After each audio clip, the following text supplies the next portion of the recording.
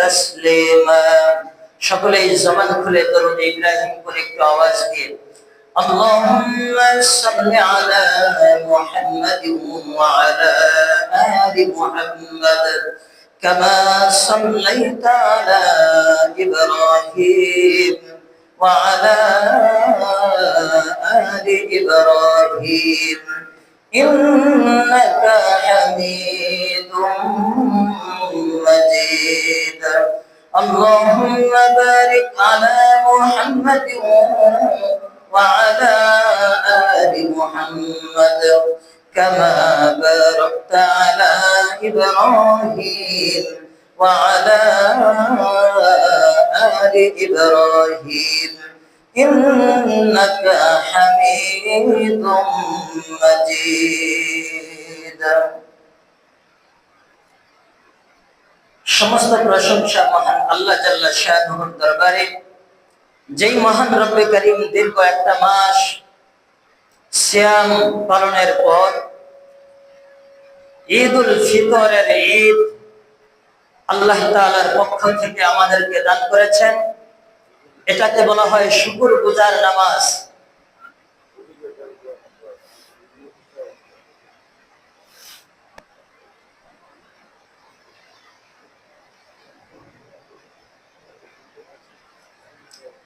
আমরা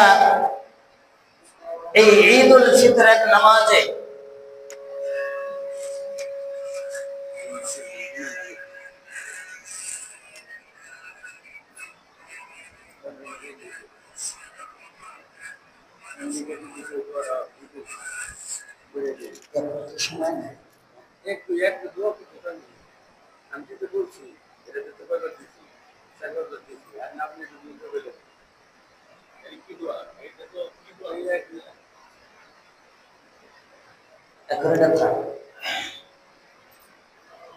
আধা ঘন্টা সময় আছে।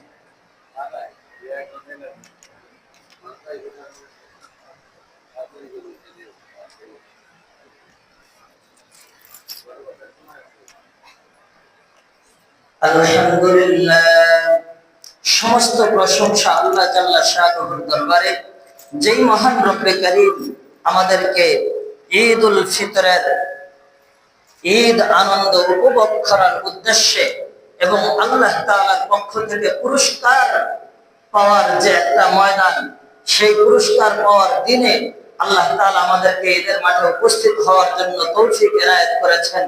এজন্য আমরা জবান খুলে একবার কালিমাতুশ শুকর আদায় করি, একটু আওয়াজ দিয়ে বলি আলহামদুলিল্লাহ। إن المسلمين والمسلمات والمؤمنين والمؤمنات والقانتين والقانتات والصادقين والصادقات والصابرين والصابرات والخاشعين والخاشعات والمتصدقين والمتصدقات والصائمين والصائمات والحافظين فروجهم والحافظات والذاكرين الله كثيرا والذاكرين الله كثيرا والذاكرات أعد الله لهم مغفرة وأجرا عظيما।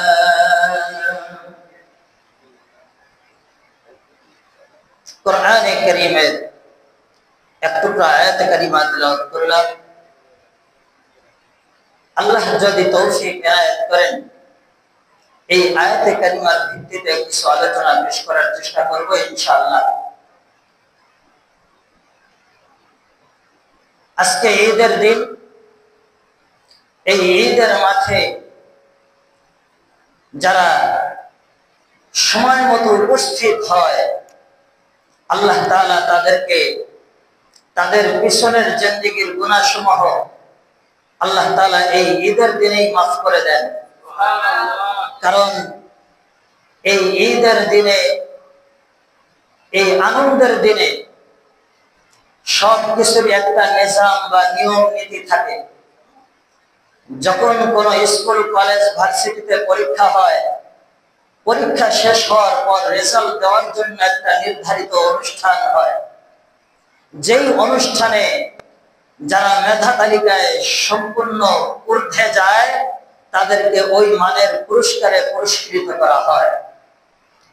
তা আমি যে আয়াতে কারিমা তেলাওয়াত করেছি কোরআনে কারিমে, আল্লাহ এদের কথাই উল্লেখ করেছেন যে দীর্ঘ একটা মাস মুমিন মুসলমান রোজা রাখার মাধ্যমে যেই ত্যাগ স্বীকার করেছে আল্লাহকে খুশি করার জন্য, ওই আল্লাহ রাব্বুল আলামিন এই ঈদের দিনে তাদেরকে পুরস্কারে পুরস্কৃত করবেন। সেই দিন হলো আজকের এই দিন।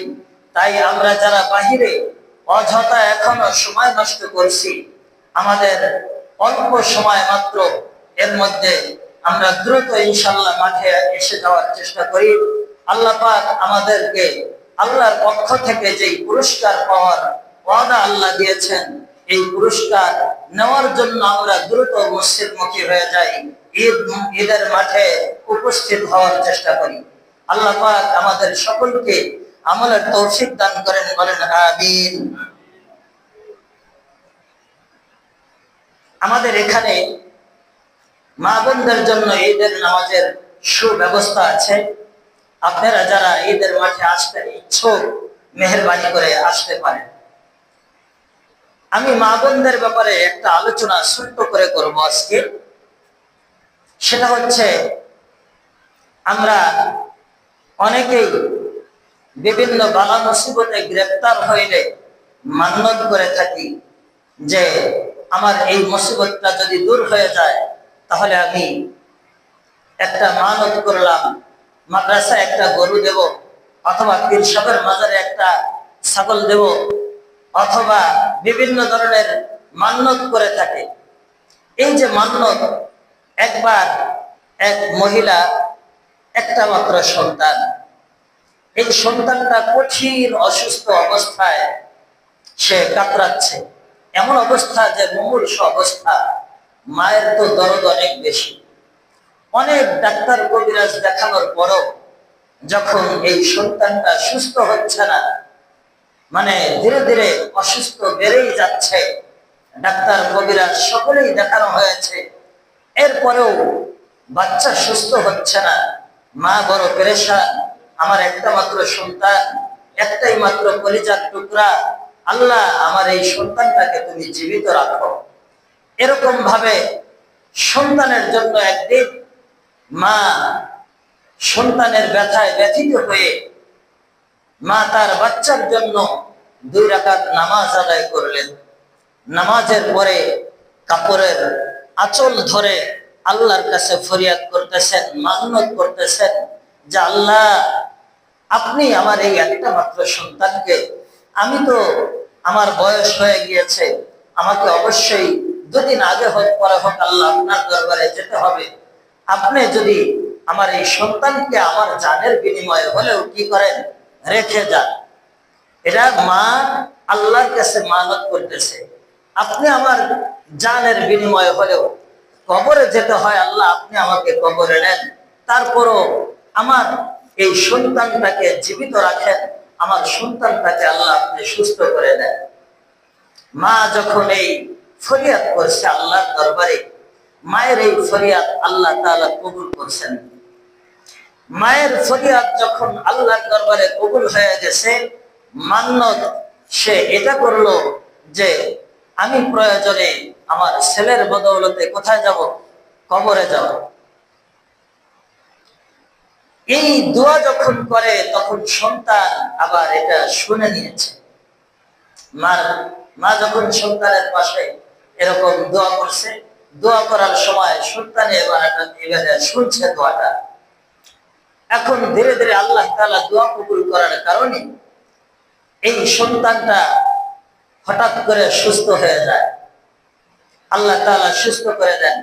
1 মাস 2 মাস 3 মাস যায়, এখন আর মা যে ওয়াদা করেছে সেই ওয়াদা পালন করতে যায় না। মানে মা ওয়াদা কি করেছিল যে সে কবরে যাবে, এখন 2 মাস 3 মাস পরে হঠাৎ করে সন্তান মাকে স্মরণ করে দিচ্ছে, মা, যে আল্লাহ তোমার কথা মতো আমাকে সুস্থ করে দিয়েছেন, ওই আল্লাহ তো এখনো আছেন। তুমি যদি আল্লাহর সাথে দেওয়া ওয়াদা ঠিক না রাখো, তাহলে হতে পারে আল্লাহ তাআলা আমাকে নিয়ে যেতে পারে। তো এবার মা সন্তানকে বলল, ঠিক আছে, আমি প্রস্তুত, তুমি আমাকে নিয়ে যাও, আমাকে নিয়ে জীবন্ত কবরস্থ করে দাও। এবার ছেলে সুন্দর মতো একটা কবর খনন করলেন। কবর খনন করার পরে মাকে এই কবরে জীবন্ত দাফন করলেন। যখন কবরটা মাকে দাফন করা হয়, মা এই কবরে শুয়ে থাকার পরে কবর থেকে, কবরের একটা সাইড থেকে, কবরের মাথার দিক থেকে একটা সুড়ঙ্গ রাস্তা বের হয়। যেই সুড়ঙ্গ রাস্তা দিয়ে অটোমেটিকলি এই কবরের মধ্যে অক্সিজেন বা বাতাস আসতে শুরু করে। কবরের মধ্যে অটোমেটিকলি একটা সুড়ঙ্গ তৈরি হয়। এই সুড়ঙ্গ দিয়ে অক্সিজেন এবং বাতাস এই কবরের মধ্যে ঢুকতে থাকে। কবরের মধ্যে যখন বাতাস প্রবেশ করে, এই সুড়ঙ্গের দিকে তাকিয়ে তাকিয়ে দেখে ওই মহিলাটি দেখতেছে যে সুড়ঙ্গ তো ধীরে ধীরে বড় হয়ে যাচ্ছে। এই সুড়ঙ্গ দিয়ে একজন মানুষ হেঁটে যেতে পারবে এরকম উপক্রম একটা রাস্তার মতো হয়ে গিয়েছে। মহিলা এবার চিন্তা করলো, যেহেতু আল্লাহ তাআলা সুযোগ করে দিয়েছেন, আমি তো জীবন্তই কবরে আছি, তাহলে দেখা যায় এই কবরের সুড়ঙ্গ দিয়ে সামনের দিকে গেলে কি দেখা যায়। এবার এই মহিলা কবরের সুড়ঙ্গ দিয়ে সামনের দিকে অগ্রসর হতে লাগলো। সামনের দিকে যেতে যেতে কিছু দূর যাওয়ার পরে তিনি দেখলেন একটা বিরাট একটা জায়গা। এই বিরাট জায়গার মধ্যে একজন মহিলাকে দেখা যায়। এই একজন মহিলা ওই জায়গায় দাঁড়িয়ে আছে। আর একটা বাজ পাখি, ধারালো পাখি, যেই পাখি মাংস খায়, এরকম একটা পাখি। এই পাখিটা বারবার উপর থেকে উড়ে তার মাথার উপরে নেমে আসে। মাথার উপরে নেমে আসার পরে, এই মাথার উপরে নেমে আসার পরে এই মহিলার মাথা থেকে মগজটাকে আলাদা করে ফেলে, ছিন্ন ভিন্ন করে ফেলে। এই মগজটা পাখিটা নিয়ে উপরে যায়, এটা খেতে থাকে। এক পর্যায়ে এটা যখন শেষ হয়ে যায়, আবার এর মধ্যে মহিলার মাথাটা আবার পূর্ণ রূপ ধারণ করে নেয়। মহিলার মাথাটা পূর্ণ রূপ ধারণ করে নেয়। এই মহিলার মাথা যখন পূর্ণ রূপ ধারণ করে নেয়, আবার ওই পাখিটা সো মেরে এসে এই পাখিটা মহিলার মাথার উপরে বসে যায়।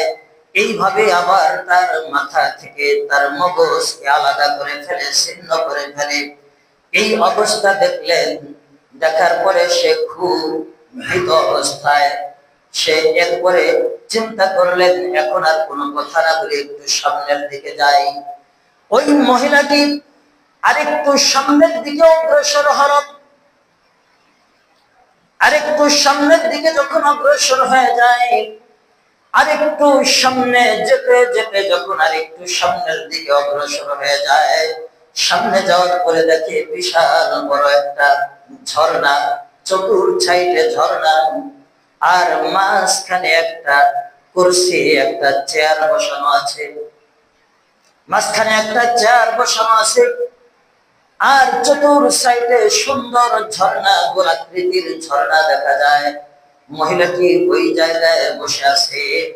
আর মহিলা কেবল মাত্র দেখা যায় যেরকম এই মহিলাটি কেবল শ্যাম্পু লাগিয়ে গোসল করার পরে চুলটা যেমন চেয়ারের উপরে বসে ছেড়ে দিল।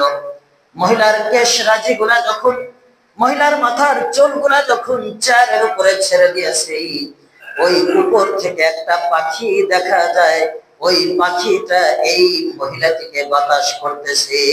আর ওই পাখির পাখার বাতাসে মহিলার চুলগুলি বাতাসে দুলতেছে। এই অবস্থা দেখে মহিলাটি এবার ফিরে আসবে চিন্তা ভাবনা করছে। এবার মহিলা চিন্তা ভাবনা করলো, আমি যখন ফিরেই যাব, রাস্তা দিয়ে যখন ফিরে যাব, এখন আমি এই মহিলার কাছে একটু জিজ্ঞেস করে নেই, এই মহিলাটা কি আমল করেছে যে তার এই আমলের কারণে পদমর্যাদা আল্লাহ তাআলা এই মহিলাকে দিলেন। মহিলাটিকে জিজ্ঞেস করলো, বোন, তুমি দুনিয়ার জমিনে এমন কি আমল করেছো যে আমলের বদৌলতে আল্লাহ তাআলা তোমাকে এত বড় সম্মান দান করেছে? এবার ওই মহিলাটি বলল, বোন, আমি দুনিয়ার জমিনে তেমন কোন আমল করতে পারি নাই, নামাজ রোজাও ঠিক মতো আদায় করতে পারি নাই। অক্তে সংসারের ঝামেলা মিটাইতে গিয়ে এক অক্তের নামাজ দেখা গেছে আরেক অক্তে গিয়া পড়তে হয়েছে। কোন কোন সময় দেখা গেছে বাচ্চাদের সামান দিতে গিয়ে এক ওয়াক্ত নামাজ কাজা হয়ে গেছে, এরকম সময় পার হয়ে গেছে। তবে আমি যদিও নামাজ কালাম ঠিক মতো করতে পারি নাই, কিন্তু আবার দুনিয়ার জমিনে যে স্বামীটা আমার ছিল, এই স্বামীর আমি খেদমতে কোনোদিন ত্রুটি করি নাই। এই স্বামীর খেদমতে ত্রুটি করি নাই। আমার স্বামী যখন বাহির থেকে ভিতরে প্রবেশ করেছে, ভিতরে প্রবেশ করার সঙ্গে সঙ্গে আমি দরজাটা খুলে দিয়ে তার দিকে তাকিয়ে একটা মুস্কি হাসি দিয়ে তার হাল হাকিকত জিজ্ঞেস করতাম, কুশল বিনিময় করতাম। তারপরে তাকে একটু ঠান্ডা পানি আগে শরবত দিয়ে তাকে ঠান্ডা করে নিতাম। এরপরে তার সাথে আমি কথায় নিমগ্ন হতাম। আমি আমার স্বামীর খেদমতে অসন্তুষ্ট ছিলাম না, বরং আমি আমার স্বামীর খেদমতে অত্যন্ত মনোযোগী ছিলাম। এ কারণে আমি যখন মারা যাই, আমি মারা যাওয়ার পর আমার স্বামী আমার জন্য দোয়া করেছিলেন। সেই দোয়ার বদৌলতেই এই যে আমার মাথার উপরে একটা পাখি দেখতেছো, পাখিটা বাতাস করতেছে, এই পাখিটা হলো আমার স্বামীর দোয়ার বরকতে। একটু আওয়াজ দিয়ে বলেন সুবহানাল্লাহ। কত বড় সৌভাগ্য! মা বোনদের তেমন কোনো আমল না করলেও শুধু যদি স্বামীর খেদমত একটু ঠিক মতো ভালোভাবে করেন এবং 5 ওয়াক্ত নামাজ ঠিক মতো আদায় করেন, আল্লাহ তাআলা আপনাকে এমন পদমর্যাদা দান করবেন। এই পর্যায়ে মহিলাটি ফিরে আসার পথে ওই যে মহিলাটির মাথার উপরে একটা পাখি এসে থাবা মারে আর তাকে শাস্তি দিতে থাকে, তার মাথার মগজগুলি ছিঁড়ে নিয়ে যায়, খেতে থাকে। এরকম যে অবস্থা, এই মহিলাটির কাছে যখন এবার আসলো, এই মহিলাটির নিকট এসে ওই মহিলাটি জিজ্ঞেস করলো, বোন আমার, তোমার যে এই অবস্থা, তোমার যে এই শাস্তি, এর পিছনে কারণটা কি? তুমি যে এই শাস্তি উপভোগ করতেছো, তোমার যে কষ্ট হচ্ছে, চিৎকার করতেছো, ধৈর্য ধারণ করতে পারতেছো না, এর পিছনে তুমি যে এই শাস্তি ভোগ করতেছো, এর পিছনে মূল কারণটা কি? কি কারণে তোমার এই শাস্তি হচ্ছে? এই পর্যায়ে ওই মহিলার এই শাস্তির কারণে মহিলা এবার ওই মহিলাটির নিকট বলল, বোন আমার, অমুক গ্রামে আমার অমুক স্বামী থাকেন, আমি তার কোনো খেদমত ঠিক মতো আঞ্জাম দেই নাই, তার সাথে খারাপ আচরণ করেছি, রাগ ব্যবহার করেছি। আমার ব্যবহারে আমার স্বামী আমার উপরে সন্তুষ্ট ছিল না। আমি যখন মারা যাই, আমি মারা যাওয়ার পর আমার স্বামী আমার উপরে সন্তুষ্ট না থাকার কারণে তার বদদুয়ার বদৌলতে আমার উপরে যেই শাস্তি, যেই পাখিটা আমাকে শাস্তি দিচ্ছে, এই পাখিটা হচ্ছে আমার স্বামীর বদদুয়ার কারণে। বলেন নাউজুবিল্লাহ। আমার উপরে যে শাস্তি হচ্ছে, দুনিয়ার জমিনে আমি আমার স্বামীর সাথে খারাপ আচরণ করেছি, এই খারাপ আচরণের কারণে আমার স্বামী আমার উপরে অসন্তুষ্ট ছিল। আমার মওতের পর আমার উপরে এরকম অসন্তুষ্ট থাকার কারণে আমার মওতের পর আল্লাহ তাআলা আমাকে এই শাস্তি দিচ্ছেন। বোন, তুমি তো দুনিয়ার জমিনে ফিরে যাওয়ার সুযোগ পাচ্ছ, কারণ তোমার তো মওত হয় নাই। তোমাকে জীবন্ত কবরস্থ করে আল্লাহ পরীক্ষা করতেছিলেন। তুমি যে আল্লাহর কাছে ওয়াদা দিয়েছিলে তোমার সন্তানকে জীবিত রাখার জন্য, তুমি জীবন্ত কবরে যেতে আসতে চাও, এ কারণে আল্লাহ তোমাকে পরীক্ষা স্বরূপ দেখলেন তুমি আল্লাহর সাথে দেওয়া ওয়াদা ঠিক রাখো কিনা। এই মহিলা আল্লাহর সাথে দেওয়া ওয়াদা ঠিক রাখার কারণে আল্লাহ রাব্বুল আলামিন তাকে আবার ওই কবর থেকে বের করে দেওয়ার সুযোগ করে দিলেন।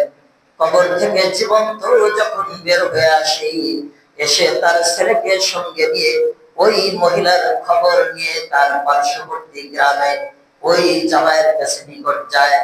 যাওয়ার পরে যখন তাকে বলে, আপনি আপনার স্ত্রীর উপরে অসন্তুষ্ট থাকার কারণে আপনার স্ত্রীর উপরে কবরে কঠিন শাস্তি হচ্ছে, অতএব আমি নিজের স্বচক্ষে দেখে আসলাম, ভাই আপনি যদি মাফ করে দেন আপনার স্ত্রী সেখানে মাফ পেয়ে যাবে।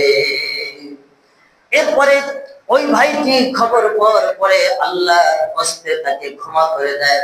ক্ষমা করে দেওয়ার পরে ওই মহিলাটিও কবরের মধ্যে শান্তি পেয়ে যায়। এজন্য মা বোনদেরকে বলবো, মা বোন আপনারা যারা স্বামীর খেদমত করতে ত্রুটি করতেছেন, খেয়াল রাখবেন স্বামীর অবাধ্য না হয়ে, স্বামীর যদি আদেশটা যদি শরীয়ত সম্মত হয়, হারাম কোনো কাজে না হয়, যদি আদেশটা হয় শরীয়ত মোতাবেক, তাহলে স্বামীর হুকুমটা অবশ্যই আপনারা মেনে নেওয়ার চেষ্টা করবেন এবং তদ অনুযায়ী আমল করার চেষ্টা করবেন। এর মাধ্যমে মা বোনদের আখিরাতের জীবন সুন্দর হয়ে যাবে।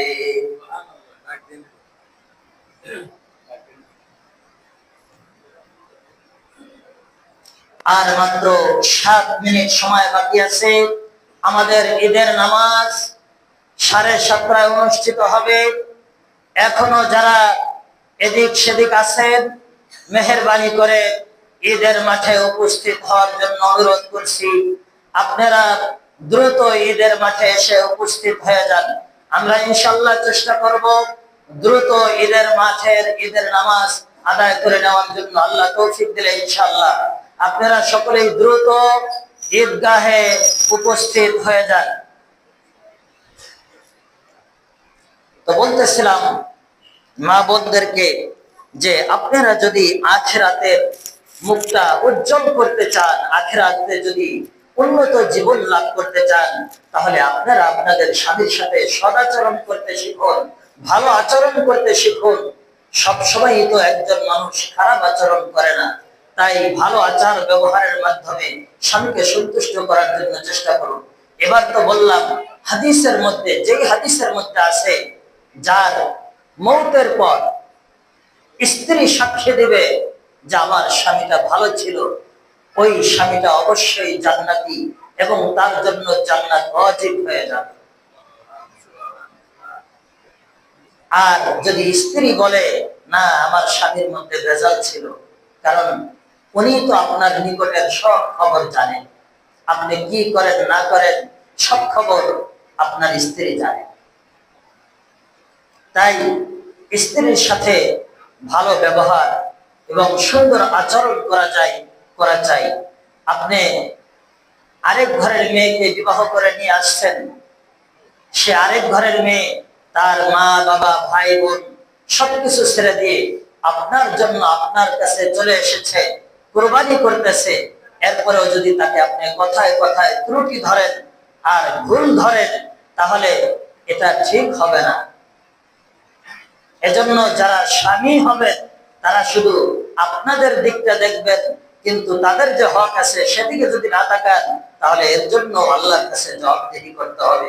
আল্লাহ ইয়ালামু খাইনাতাল আয়ুন, আল্লাহ সব দেখেন, সব শুনেন। একজন মহিলার আর্তনাদে আল্লাহ তাআলা কোরআনে কারীমের আয়াত নাযিল করেছেন। একজন মহিলার আর্তনাদে, একজন মহিলার দুয়ার কারণে আল্লাহ তাআলা কোরআনে কারীমের আয়াত নাযিল করেছেন। সেটা হলো সূরাতুল মুজাদালা 28 নম্বর পারা। قد جعل الله تجادلك في زوجها وتشتكي إلى الله والله يسمع تحاوركما إن الله سميع بصير। একজন মহিলা আবু ইউসুফ উমায়দা রাদিয়াল্লাহু তাআলা আনহু একজন সাহাবী ছিলেন। তিনি একবার তার স্ত্রীকে, আগের জামানায় মানুষ যখন তালাক দিত তো তারা এই কথা বলতো, আরব দেশের লোকেরা, যে তোমার পিঠ আমার মায়ের মতো, তোমার পিঠ আমার বোনের মতো, আমার মায়ের পিঠ যেমন আমার জন্য হারাম, আমার বোনের পিঠ যেমন আমার জন্য যেমন হারাম, ঠিক তুমিও আমার জন্য হারাম। এইভাবে তারা তালাক দিত, এইভাবে তারা কি করতো, তালাক। তো সেই ক্ষেত্রে ওই মহিলা বৃদ্ধ হয়ে গেছে, প্রায় ৬-৭ জন বাচ্চা কাচ্চার মা। এখন তাকে হঠাৎ করে সাহাবী এই কথা বলে ফেলছে, তুমি আমার জন্য হারাম, আমার মা যেমন আমার জন্য হারাম, আমার বোন যেমন আমার জন্য হারাম, ঠিক একই রকম ভাবে তুমিও আমার জন্য হারাম। এখন তারা দুজনই চিন্তায় পড়ে গেছে, স্বামীও টেনশনে পড়ে গেছে। এখন তো আমাদের বাংলাদেশের ভাইয়েরাও 14 তালাক 15 তালাক দিয়ে পরে এসে হুজুরের কাছে কয়, হুজুর এটা কোনো ব্যবস্থা আছে নাকি? হ্যাঁ, হুজুরে যতই ফতোয়া দেখ, ব্যবস্থা নাই। তালাক, আপনি মনে করেন বিষ খাইছেন, বিষ খাওয়ার পরে এখন বিষের যে ক্রিয়া, এটা করা বন্ধ করবে না ক্রিয়া তার কাজ চালিয়ে যাবে? কাজটা চালিয়ে যাবে না? বিষের কাজ চালিয়ে যাবে। আপনি তালাক দেওয়ার পরে আপনার স্ত্রী আপনার উপরে ওরকম তালাক হয়ে যায় যেরকম বিষ আপনার উপরে ক্রিয়া শুরু করে দেয়। এজন্য হাসরের ময়দানে অনেক স্বামীরা উঠবে যে আমি তো বিবাহিত ছিলাম, কিন্তু সে যে ওই যে উল্টাপাল্টা করে তালাক দিছে, এটা যে তালাক হয়ে গেছে, এরপরে থেকে যে সংসার করছে, সব জিনার আমল নামায় উঠছে। এই জিনার আমল নামাগুলা নিয়ে সেখানে উপস্থিত হতে হবে। অতএব সচেতন হওয়া চাই যেন আমার দ্বারা, আপনার দ্বারা তালাক দেওয়াটা ইসলামের মধ্যে সবচেয়ে নিম্ন পর্যায়ের একটা জায়েজ কাজ। এজন্য আমরা এটা ভুলেও করব না। বলতেছিলাম যেটা, ওই মহিলাকে তালাক দেওয়ার পরে মহিলা 5-6 জন সন্তানের মা এখন নবী করিম সাল্লাল্লাহু আলাইহি ওয়াসাল্লামের কাছে গেছেন। যায় তিনি তার নিজের ব্যাপারে বললেন যে আমার স্বামী আমার সাথে এমন আচরণ করেছে, এখন আমি কি করতে পারি? তখনও আল্লাহর রাসূলের কাছে আল্লাহর পক্ষ থেকে এই ব্যাপারে কোনো আয়াত নাযিল হয় নাই বা এই ধরনের কোনো মাসালা আসে নাই। এ কারণে আল্লাহর রাসূল বললেন, এখন আপাতত তোমরা কোনো সঙ্গম করতে পারবে না এবং দুজন একসাথে থাকতে পারবে না, এখন আপাতত তালাকের অবস্থায় থাকো। এই কথা যখন বলছে তখন এই মহিলার নাম ছিল খাওলা, নাকি তার বাবার নাম ছিল সালাবা। এই খাওলা রাদিয়াল্লাহু তাআলা আনহা তিনি আল্লাহর কাছে ফরিয়াদ করলেন, আল্লাহ, আমার স্বামী আমার উপরে জুলুম করেছে, আমার বর আমাকে ছুটি দিয়ে দিয়েছে আমার বৃদ্ধ বয়সে, এই সন্তানগুলি পিতৃহারা হয়ে গেল, মা হারা হয়ে গেল, এই সন্তানগুলির অভিভাবক শূন্য হয়ে গেল, এদের দেখাশোনার জিম্মাদার কে হবে? কে তাদের কুশল বিনিময় করবে? এসব বলে বলে আল্লাহর কাছে যখন ফরিয়াদ করলো, আল্লাহ তাআলা তার সপক্ষে আয়াতে কারিমা নাজিল করে আল্লাহ তাআলা বলে দিলেন যে নবী, আপনার সাথে যে এই মহিলাটি কথা বলেছে, এই কথাগুলি আমি আল্লাহ তাআলা শুনেছি এবং দেখছি, আপনারা উভয়ে যখন কথা বলেন এগুলি শুনেছি। আসলে মা যিনি জন্মদান করেন তিনি হলেন মা, এছাড়া আর কেউ মায়ের সাথে তুলনা দিলেই যে মা হয়ে যায় এটা কখনো হয় না। যিনি জন্মদান করেছেন তিনি হলেন মা। এজন্য যে কথা বলে তালাক দিছে ওই কথায় তালাক উদ্ধ করা হয়েছে, ওটা বাতিল। এইভাবে আল্লাহ তাআলা তাকে এরকম তার পদমর্যাদায় আল্লাহ কোরআনে কারীমের আয়াত নাযিল করেছেন। এজন্য আমার কথা হলো, আমরা যারা স্বামী হয়ে আছি আমরা আমাদের অধিকার শুধু দেখবো, মা বোনদের অধিকারের দিকে দেখবো না, এমনটা যেন না হয়।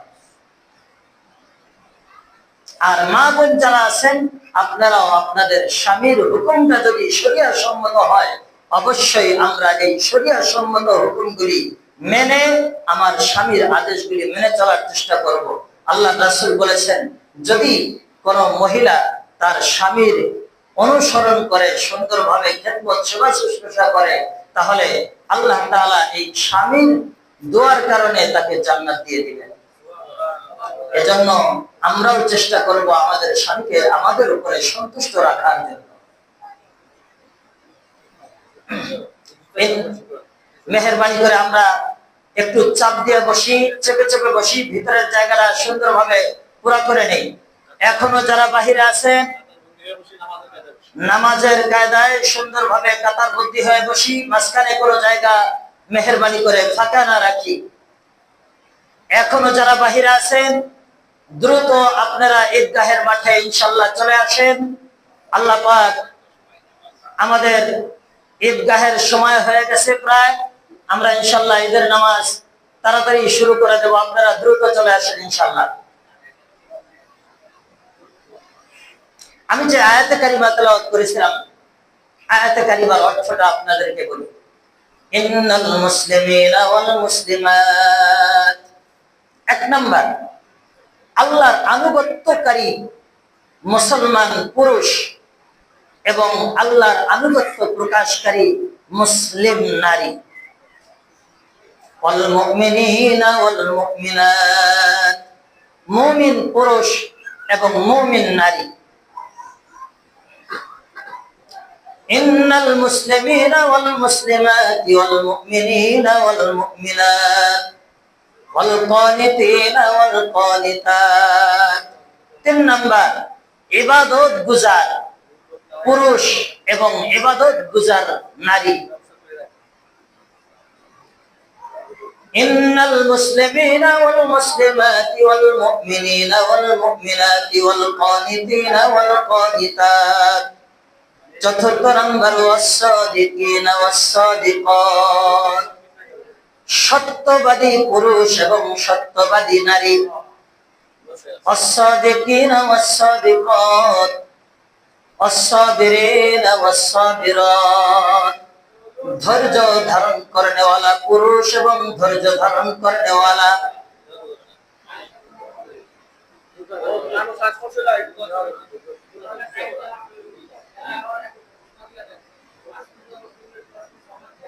জি জি জি,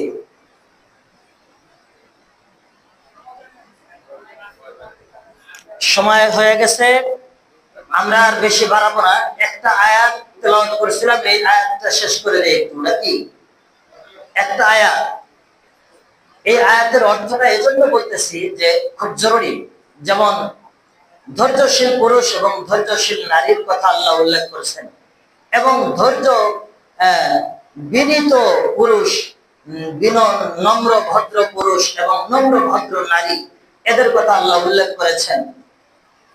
ওয়াস-সাইমিনা ওয়াস-সাইমাত, রোজা পালনকারী পুরুষ এবং রোজা পালনকারী নারী।